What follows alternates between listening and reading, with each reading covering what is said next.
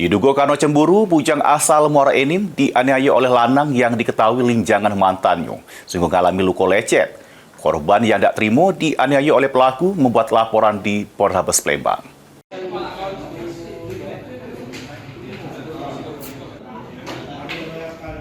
Berbekal surat visum dari rumah sakit, Aldo, bujang asal Muara Enim, membuat laporan di SPKT Polrestabes Palembang karena tidak terima dianiaya oleh lanang yang diketahui linjangan mantannya.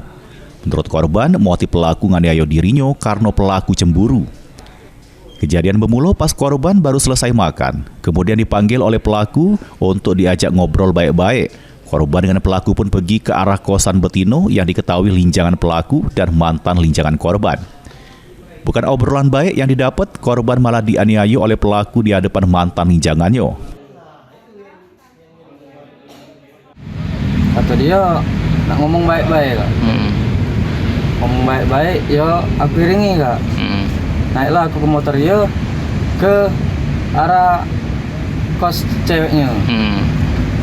Datang ke sana, dia manggil ceweknya dulu kak. Habis dia manggil ceweknya, dia meriksa badan aku ada senjata, langsung ngitukan kerah baju, langsung mukuli kak. Laporan korban sedang diterima oleh petugas piket SPKT Jeru Pasal tentang penganiayaan. Ini laporannya lagi diselidiki oleh Satreskrim Polrestabes Palembang. Mulyadi, PAL TV.